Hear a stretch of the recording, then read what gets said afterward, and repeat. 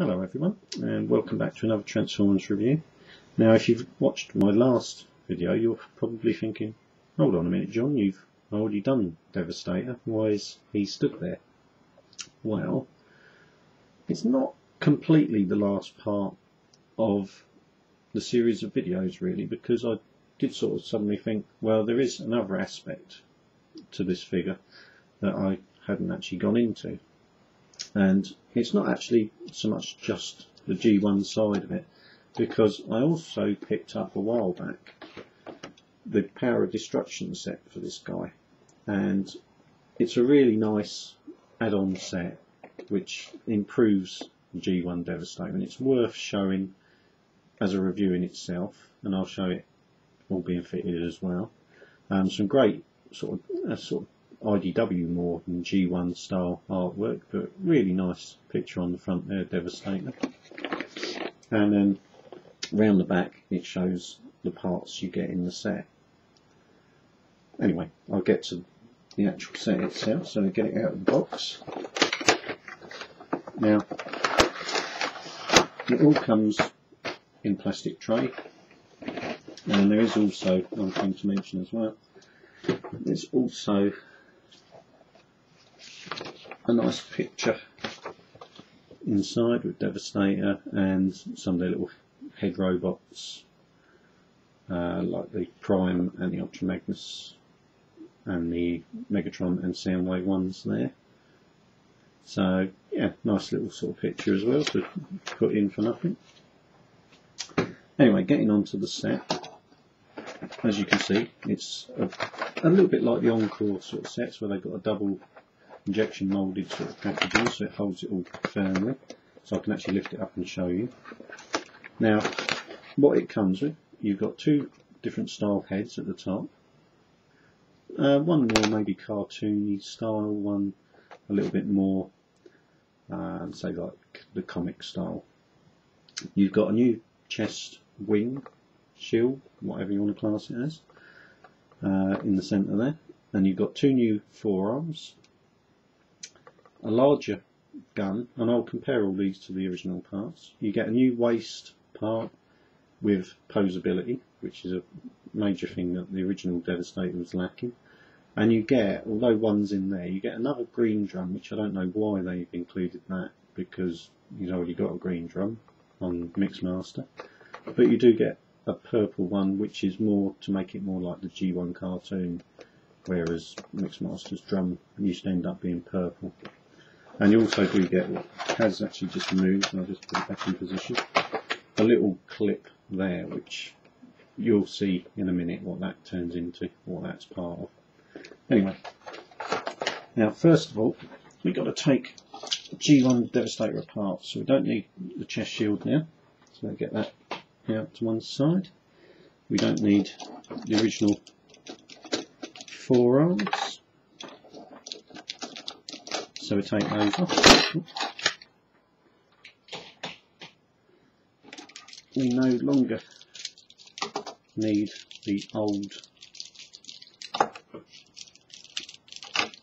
sort of hip part or thigh part, I don't know what sort of quite what area that would be at, but we don't need that anymore. We don't need the little cod piece either, so you can take that off. As you can see, we're gradually taking Devastator to actually bits. We don't need the old head either, but you can leave Hook, what's it, Scavenger, and I'm trying to think of the names now. Can't think of his name offhand. The other one still attached to the arms. Right, let's open this up. Now, first of all, you want to choose which head. Now, I'll show you them both in detail. They've both got light piping. They've both got clear red plastic. So both eyes do illuminate. It's sort of getting picked up in the light, but I'll see if I can do it a little bit better with a torch. Let's get that. There you go, you see, you do get some quite nice red showing through on his eyes. This torch is probably running low on power, I'd have to wind it up. Excuse me a second.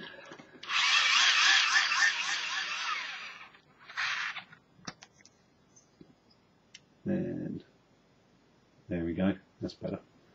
You get some nice red eyes. Now, out of the two heads,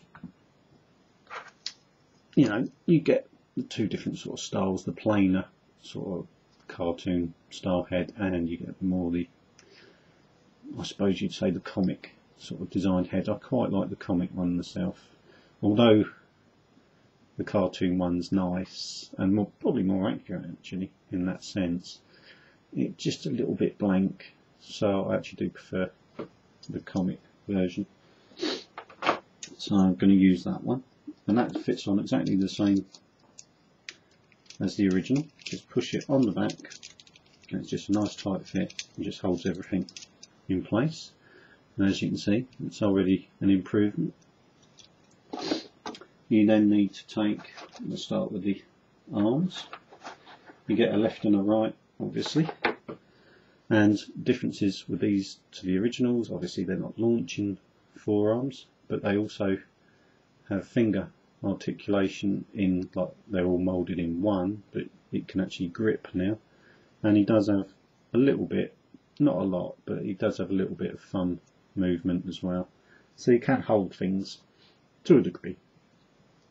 And of course they fit on exactly the same as the old ones, like so. The right way round. Right and left obviously are specifically handed to each other, but nice big chunky forearms now. And if I compare that to the original, let's see, let's get one of them back. As you can see, there's a fair size improvement. You know, it's made it chunkier and less spindly, and obviously the hands are no longer just a moulded lump with a hole in it. So a vast improvement on that. And again, they've done them in grey just to give it a bit of an extra colour, rather than just it all being purple and green. And it sort of more matches in with his head now. Next would be, well, let's put his legs together. Now this is the waist articulated part. Very nice. It's got hip movement, it's got a swivel as well underneath the hip at the top of the leg, and you've got knee articulation as well. So why didn't Hasbro do this? God knows. If an aftermarket company, although you know they've had years to develop this, but there's nothing in this that they couldn't have made in the G1 era. So you know, you got to ask questions about whether or not they could have done something like this. Does have some nice colour applications on it, with some grey paneling and some silver picked out on the front and on the knees. Basically just push fit on all of the pieces. So Mixmaster just pushes in and you just give him a good push and he goes right into the back like so, and he's locked in there reasonably solidly. It's not going anywhere. And then we take, now trying to remember the names again. Is it Scavenger? No, Scavenger's that one. I can't remember offhand. I've put their cards away so I can't even check offhand. But you take his right leg and you just need to push him in at the back, and you've got to just give it a good shove, that's it, and he clicks in. You know when he goes in and it's nice and solid. Now the advantage of course now is of course you can pose his legs a little bit away from each other, and of course you could put him in different poses where you can turn his legs like so, so it looks like he's stepping forward. So a vast more range of movement in the lower half of the figure, and a great improvement over the original in that sense. Now fitting on Long Haul, I've got the name right from this guy. He is simple to fit on. He just pushes on this post on the back, just goes in just below his, what is effectively his groin, and he sits on, and there's a clip at the top which the waist part used to go in, and you just sit that down on there. So he's held in two directions, so again he's locked on nice and solidly and forms his waist.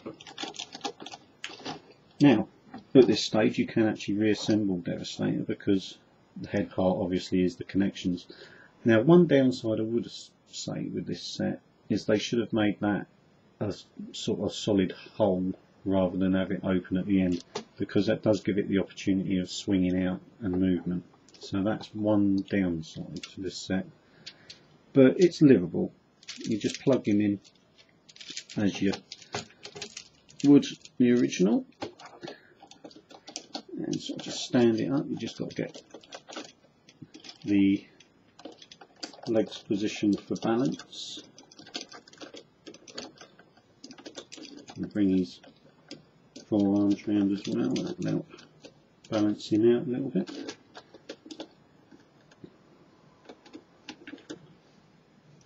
He's still being temperamental. Let's just reinforce. That's it. And as you can see, he's that bit more taller now, and reasonably in proportion. Now, with these other parts, I've never bothered to put the drums on. I was tempted to do the purple one onto Mixmaster because it would make it more the G1 cartoon look. But to be honest, his drum is in there so tight, and because mine are in such really good condition, I'm not risking breaking a figure I've kept nice for over 20 years to put in the plastic drum. So unfortunately that bit's not going on. But you are left now with just a couple of bits left to do. You've got his wing shield, which has just got the one hole for that one peg there. That could have done with another sort of clip in some way just to help attach it, because that again is a little bit loose, but nothing major. But it could have just done with, I don't know, just a little bit more of something just to connect it on. And I should say as well, that comes with paint applications to replace the, obviously the original, if I get that out, had stickers. Similar size, but a little bit more stylised. You could obviously, of course, mix and match these parts. You don't have to use all of them. You could use some and others together. But yeah, it's about the same size, a little bit thinner, but it kind of works in proportion. Like I say, you could effectively take that one off and put the original one back on, like so. So, like I say, it's personal preference which bits you want to use. In some ways that's chunkier and kind of looks a little bit nicer, but sticking with the actual showing the set, I'll put the new one on. So you end up with that. And then the final thing is you've got this little clip out the packaging. And this little clip fits on to the handle of the gun. And that's simply to make it a bigger grip and give it some pegs so that you can peg it into the hand. Now if I compare that to his original gun, you'll see they've basically sort of slightly remoulded it and enlarged it a little bit just to give it a bit better proportion, because obviously now his own original gun would look a little bit small in his hand, so giving him something a little bit bigger to hold. And you just need to open the hand, mind his thumb out of the way, and there's a hole inside the fist, and that peg just fits in there. You can close the thumb round it, close the fingers round it, and he's holding his gun. So that is the, what do they call it, Power of Destruction set for Devastator. Well worth picking up, not that expensive at all, and a really good addition to make your Devastator a little bit more cartoon accurate and a little bit more posable. As I say, you know, you've got a little bit more range of movement. You can make him look like he's walking. Still got similar problems as the original. Obviously, you still can't move his arm up on Scavenger's side, but you've got a little bit more play with him to position him and make him a bit more posable. Obviously, most people, if you're going to display your figures anyway, you're not necessarily going to be having them in a fancy pose, but it does give you those options. Now I do know that there's another set of add-on parts where you can actually get light up eye sort of head. I think that's a different manufacturer, though I can't think of the name offhand. But as a cheaper alternative, Crazy Devi, that's the one. As an alternative to the Crazy Devi stuff, I think this is a pretty sort of tidy little set. It's got a lot of nice features. The waist part alone is worth having just to improve his height and the posability in his waist and legs. The arms are nice, chunkier, and of course giving him chunkier arms, they're giving him a bigger gun. And again, the head, if I get the original, obviously they've done away with the silly gun attachment on the side, but if you look now, he's got the proper red eyes, and it's not a million miles away from the original, but I still think it is a bit more of an improvement. Anyway, that is G1 Devastator with a little bit of remoulding, so to speak. Hope you've enjoyed this review of the Destruction set, and I shall see you again for another Transformers review. Thanks for watching.